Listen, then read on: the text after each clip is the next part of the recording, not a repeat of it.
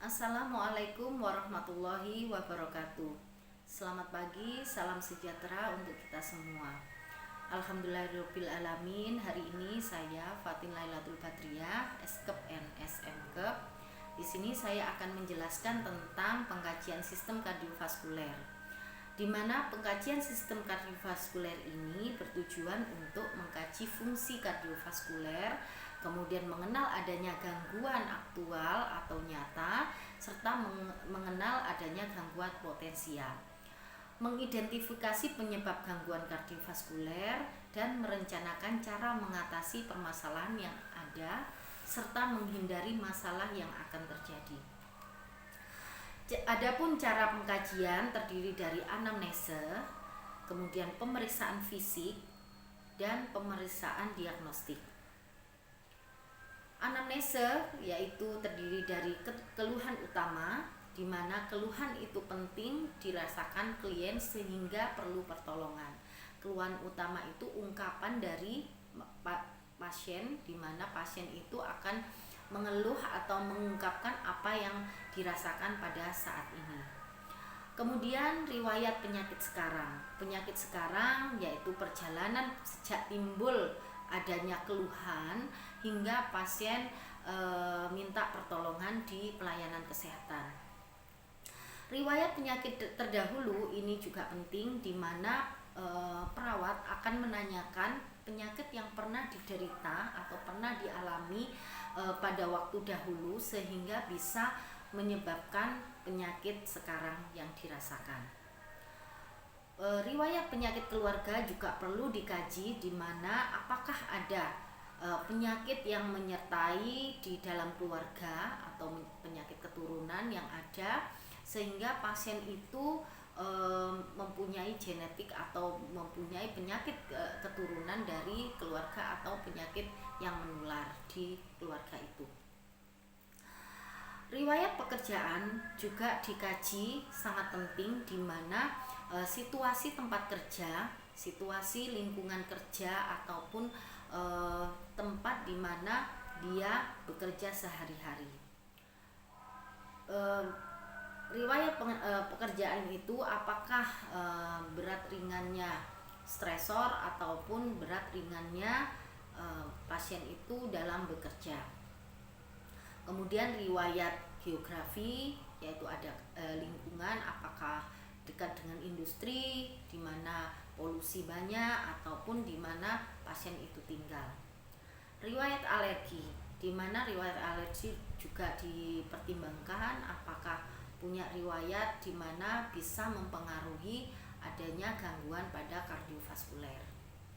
Kebiasaan sosial yaitu pola hidup atau lifestyle itu perlu dikaji juga, apakah dia kebiasaan merokok, makanan tidak sehat ataupun alkohol. Selain anamnese, ada pemeriksaan fisik. Pemeriksaan itu sangat penting dilakukan oleh seorang perawat. Perawat harus bisa melakukan pemeriksaan fisik.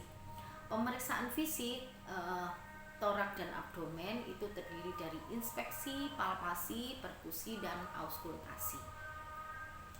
Dari pengkajian itu atau pemeriksaan fisik itu kita dapat memperoleh data di mana secara real atau objektif pasien itu bisa mengalami gangguan kardiovaskuler. Adapun pemeriksaan fisik kita lakukan dari kepala sampai ke kaki, di mana kita awali dengan pemeriksaan kepala dan leher, di mana raut muka pada kepala ada raut muka, kemudian bentuknya bagaimana, ekspresinya bagaimana, apakah ada kesakitan, gelisah, atau pasien ada kemerahan pada raut mukanya. Kemudian bibir, apakah bibir itu sianosis atau pucat, mata, konjungtiva normal atau pucat, kemudian skleranya, kemudian sklera apakah ada gagal jantung kanan atau penyakit hati yang kronis. Kemudian ekspoptalmus yaitu berhubungan dengan pirotoksikosisnya. Gerakan bola mata yaitu lateral, apa medial dan bawah basal. Refleks kornea juga perlu dikaji, fundoskopi pembuluh darah dan JVP. Adapun JVP itu nanti kita lakukan palpasi di mana berdenyut keras atau insufisiensi aorta, atau cek sirkulasi pada henti jantung. Pada auskultasi bising bruit, pada penyempitan arteri karotis, penyempitan katup aorta.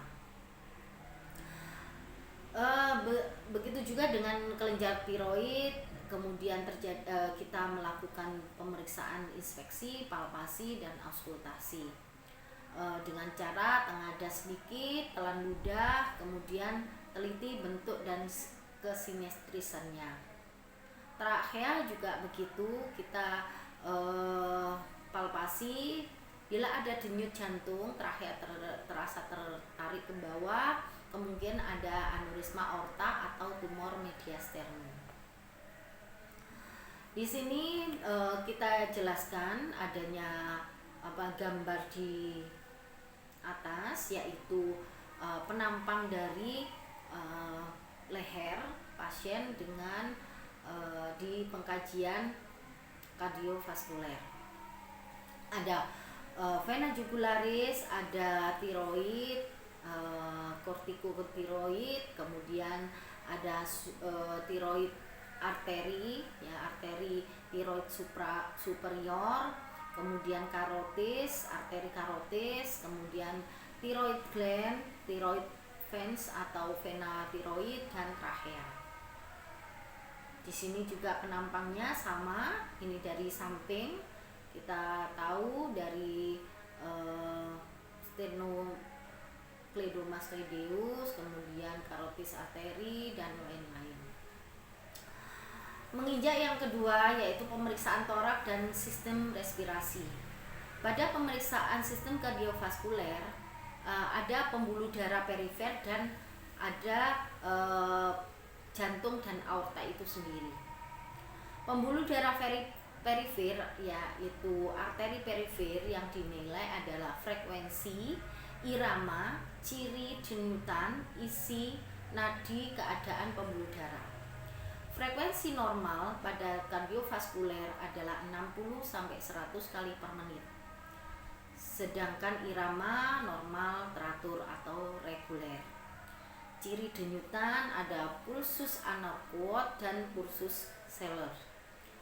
Pulsus anorchot yaitu denyut nadi yang lemah, mempunyai gelombang dengan puncak tumpul yang rendah. Biasanya itu stenosis aorta. Sedangkan pulsus celer yaitu denyut nadi yang seolah-olah meloncat tinggi, meningkat tinggi, dan menurun cepat sesekali pada insufiensi aorta. Ciri denyutan lagi ada pulsus paradoks, pulsus alternal, pulsus magnus, dan pulsus vergus. Di sini sudah ada beberapa gangguan di mana akan berimbas pada ciri denyutan. Untuk pemeriksaan vena, terutama vena jugularis interna, dengan melakukan apakah ada peningkatan vena jugularis atau tidak. Pemeriksaan jantung dan aorta itu sendiri terdiri dari inspeksi, yaitu adanya bentuk perikardium, denyut pada apeks jantung, denyut nadi pada dada, dan denyut vena. Bentuk perikardium normal kedua, belah dada simetris. Bentuk cekung pada perikarditis menaun, elektasis paru, skoliosis, skifokoliosis. Bentuk cembung pada pembesaran jantung, efusi perikard, efusi pleura, dan tumor paru. Jadi pada inspeksi apakah bentuk dada itu normal chest, barrel chest, venal chest, ataupun pigeon chest. Ini merupakan penampang dari bentuk jantung, yaitu mediasternum sinistra, di ICS 345 midline clavicula, di mana di sini anatomi fisiologi pada kardiovaskuler yaitu darah dari vena cava superior dan vena cava inferior masuk ke dalam atrium kanan atau atrium dextra, diteruskan ke ventricle dextra melalui katup tricuspid, kemudian melalui katup pulmonalis atau semilunar, diteruskan ke atrium sinistra. Sedangkan atrium sinistra di situ ada ada katup pulmonalis, di mana pulmonalis itu ada pembuluh darah balik sekitar 20 sampai 25%. Di atrium kiri atau sinistra nanti diteruskan ke ventricle sinistra melalui katup mitral atau bicuspid, dan diteruskan ke katup aorta ke seluruh tubuh. Di penampang kita lihat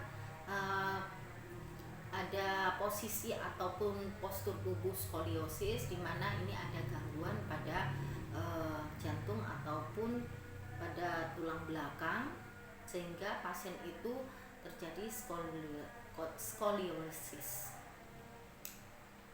Di sini ada kardiomegali. Kardiomegali adalah pembesaran jantung, di mana jantung akan membesar karena akibat dari beberapa hal atau beberapa faktor, diantaranya adalah hipertensi yang lama ataupun penyakit penyerta diabetes mellitus, atau yang menyebabkan jantung itu akan memompa lebih keras lagi karena tekanan yang lebih besar, sehingga jantung itu akan lama-lama akan membesar.